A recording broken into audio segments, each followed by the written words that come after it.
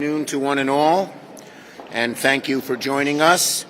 And it thanks Senators Murray, Duckworth, and Wyden. Wyden's going to be coming. He had a quick appointment, and he'll be back. So this week, similar to last week, Democrats are focused on giving American women, American families, the right to start their families how and when they want. Just a few years ago, it would have been unthinkable, unimaginable, even that access to a safe and widely used contraceptive reproductive service like IVF would be put at risk. But today, unfortunately and sadly, following the aftermath of the devastating Roe decision, women and families across America are rightfully worried that this basic service could be jeopardized, leaving them without an avenue to start a family. Tomorrow, the Senate will vote on the right to IVF Act, led by Senators Duckworth, Murray, and Booker, and will aim to put these worries to rest once and for all. This legislation is very simple. It establishes a nationwide right to IVF and eliminates barriers for millions of families looking to use IVF to start a family, to start and grow a family.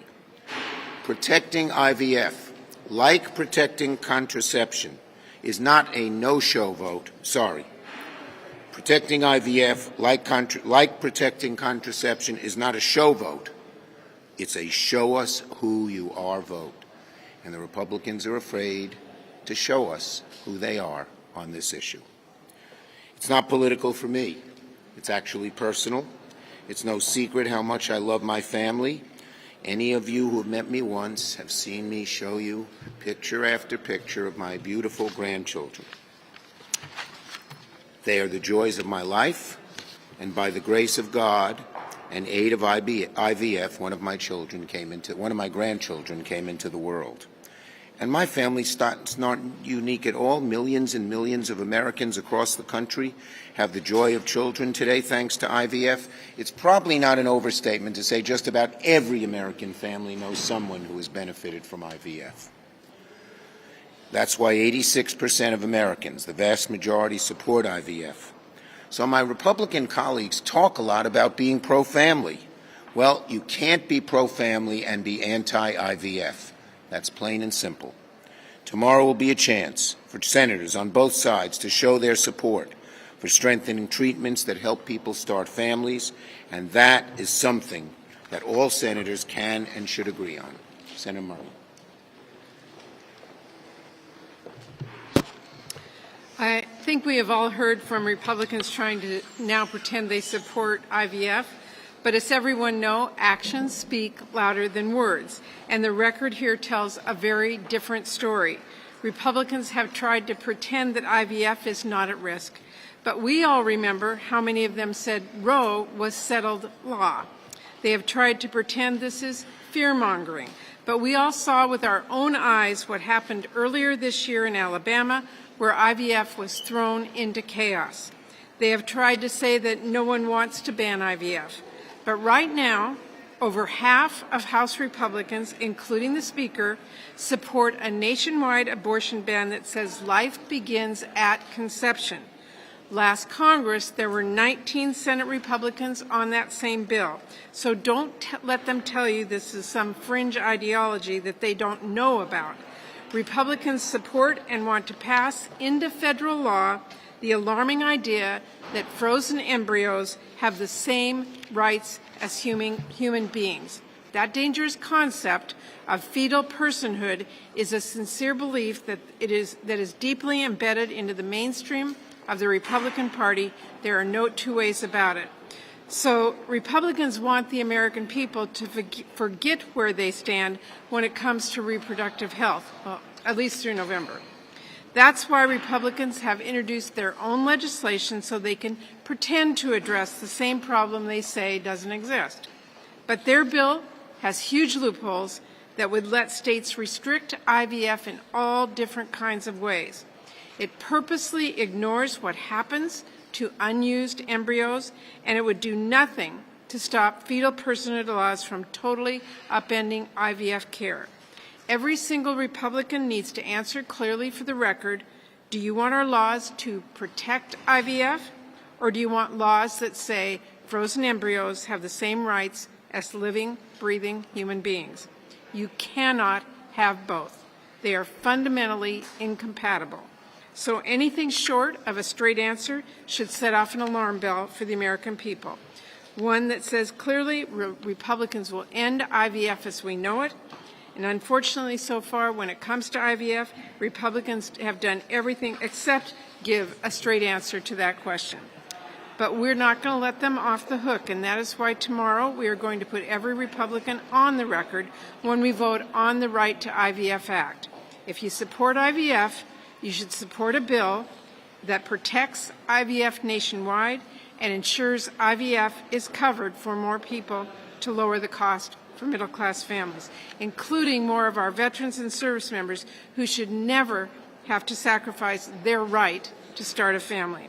I expect any Republican who's actually serious about protecting IVF to join us tomorrow in voting for this bill. And I expect the American people to remember exactly who did not. Senator Duckworth, with our orange ribbon. Thank you, Senator Schumer and Senator Murray. Good afternoon, everyone. And look, action speaks louder than words. And tomorrow, the American people will finally have a chance to judge for themselves whether Senate Republicans are truly committed to supporting and protecting IVF. If they do, they will join us in passing the pro-family, pro-freedom, common-sense bill I introduced with Senators Murray and Booker, the Right to IVF Act. By now, we've all witnessed the hypocrisy of Senate Republicans running to cable news stations proclaiming their love of IVF. Then, once they step away from the TV cameras, doing absolutely nothing to ensure that it remains legal nationwide or becomes more affordable for American families. No matter how hard they try to hide it, no matter how many tweets they send, the reality is that when it comes to women's health care, the GOP's casual cruelty cannot help but shine through. We saw this in February when they actually blocked passage of my legislation that would have simply established a right for all Americans to access assistive reproductive technologies, including IVF. Like arsonists opening a fire insurance business after they've set fires and that insurance doesn't actually cover fire damage, a couple of Republicans even proposed a messaging bill with the goal of misleading Americans into thinking that the GOP wants to protect IVF. In reality, of course, their legislation would do nothing to address the very tangible threat that IVF clinics and patients are facing right now. And judging by the fact that 92% of the Republican conference still is not co-sponsoring this sham of a bill, Senators Cruz and Britt succeeded in sending only one message, that Senate Democrats are the only caucus committed to protecting IVF. To me, one of the most offensive parts of all of this is that along the way, the GOP is treating the American people as if they aren't smart enough to see through this web of lies and deceit. As if Republicans' cravenness isn't obvious every time Donald Trump brags about stripping away women's rights. As if the GOP's trademark blend of misogyny and hypocrisy isn't clear every time they claim to be the party of decency in the morning, then bow down to kiss Trump's fool's gold ring in the afternoon. Look, I really hope Republicans prove me wrong this week by passing this bill. I hope that when we get to the floor tomorrow, they will surprise us, that they will show they actually give a damn about women in this country, that they will at long last turn their empty words into action and actually help us protect access to IVF. But after months of lies, it's on them to prove that to us. It's on them to make us truly believe that they care as much about defending women's health as they do about getting invites to Mar-a-Lago. It should be simple. My Republican colleagues, if you support IVF, support our Right to IVF Act. If you actually believe that every woman deserves to be able to be called mama without being called a criminal, then show it, not with sound bites on cable news, but with your vote tomorrow. Thank you. Well said. I guess I'll answer questions since Senator Biden. No, stop yelling out. Yes. Will Democrats move next now that you've done IVF and birth control? Will you move next on the Comstock Act, and should it be amended so that it doesn't apply to abortion? Look, we moved forward last week on contraception, this week on IVF, and you'll be hearing more from us on reproductive rights in the near future. And on yes. Thank you. Senator Schumer, I was hoping can I get your reaction to your governor's decision to suspend congestion pricing in your state? Look, I have worked really hard for New York mass transit at the federal level. During COVID, we got them $14 billion. We're continuing to get mass transit as much money as we can. We're doing very well in the last Congress and this on mass transit.